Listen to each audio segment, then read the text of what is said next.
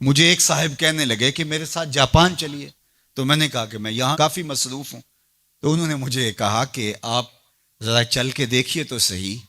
آپ کو 29 سال ہو گئے ہیں تبلیغ کرتے ہوئے، سمجھاتے ہوئے، اور 40 برس آپ کے والد گرامی کو بھی ہو گئے، اور پھر اس کے بعد آگے بھی آپ کے مشائخ، اور اسی طرح آپ اب مبلغین تیار کر رہے ہیں. جمعہ میں بھی یہی خطبہ ہوتا ہے، اجتماعات میں بھی یہی گفتگو کرتے ہیں. تو آپ جو تبلیغ کر رہے ہیں اور لوگوں کو یہ بتا رہے ہیں، یہ کوئی میرا فلسفہ نہیں ہے تو میں آپ کو جس کا پابند بنانا چاہتا ہوں. یہ تمہارے رسول کی سنت ہے. جس پیارے سے تم ٹوٹ کے محبت کرتے ہو، یہ اس کا طریقہ ہے کہ جھوٹ نہیں بولنا.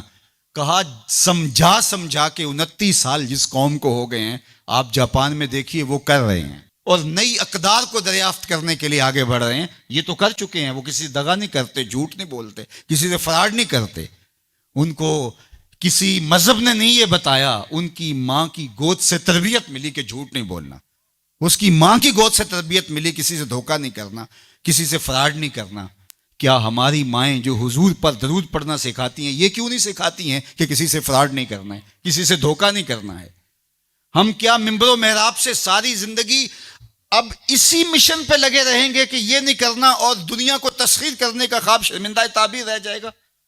یار جب بچہ ہوتا ہے کچی کلاس کے اندر تو اس کو پورنے ڈال کے دیے جاتے ہیں، آپ کو اگر یاد ہو تو، اور اس کے اوپر وہ لفظ لکھتا ہے، اور وہ میٹرک تک چلا جائے ابھی تک پورنے ہی جو ہے اس کو ڈال کے دینے پڑے، تو پھر وہ کس طرح ماسٹر کرے گا؟ یار ابھی تک ہم سچ بولنے کے عادی نہیں ہوئے. پوری کائنات کے اندر محمد عربی کا دین کیسے پہنچائیں گے ہم کیسے پہنچائیں گے؟ دنیا کہاں سے کہاں چلی گئی اور ہم کہاں کھڑے ہیں. اکبر الہ آبادی نے کہا تھا مس پہ ہے اپنی نظر اور سیم ان کے ہاتھ میں. ہم ابھی تانبے کو دیکھ رہے ہیں اور وہ چاندی بھی اٹھا کے لے گئے. اب وہ کائنات کو تسخیر کرنے جا رہے ہیں، اور ہمارا بھی یہ مرحلہ طے نہیں ہوا کہ ہم سائے کو تنگ نہیں کرنا چاہیے. ہمارا یہ مرحلہ طے نہیں ہوا کہ کسی کو تکلیف نہیں دینی چاہیے.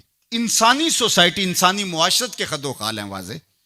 اور اسلام نہ بھی ہو تو کفر کے معاشروں کے اندر بھی یہ پایا جا رہا ہے کہ ہم سائے کو تکلیف نہیں دینی، کسی کو دکھ نہیں دینا، فراڈ نہیں کرنا، جھوٹ نہیں بولنا، 2 نمبر چیز نہیں بیچنی. اور ہم کیا ہیں؟ ہم تو دوائیوں کے اندر بھی ملاوٹ کر لیتے ہیں. اور مسلمان ہم ہیں، جیسے ہم عاشق رسول ایسے زمانے میں کوئی نہیں.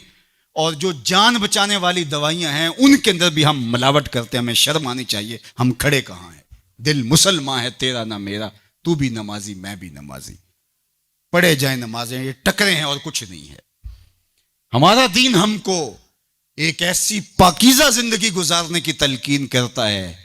یار ہمارے سامنے حضور کا نقشہ ہو، ہمارے سامنے حضور کی تعلیمات ہوں، اتنا نور برس رہا ہو ان کی سیرت کے انوار کا، اور پھر بھی ہم اپنی زندگی جو ہے وہ درستی نہ کر پائیں، تو پھر کیا ساری زندگی ہم یہی کام کرتے رہیں گے؟ ساری زندگی یہی کہتے رہیں گے کہ جھوٹ نہیں بولنا، جھوٹ نہیں بولنا؟ کہتے رہیں گے ہم، اس سے انکار نہیں ہے. لیکن کائنات کو تسخیر کیسے کریں گے جب اس مرحلے سے نہیں نکلیں گے؟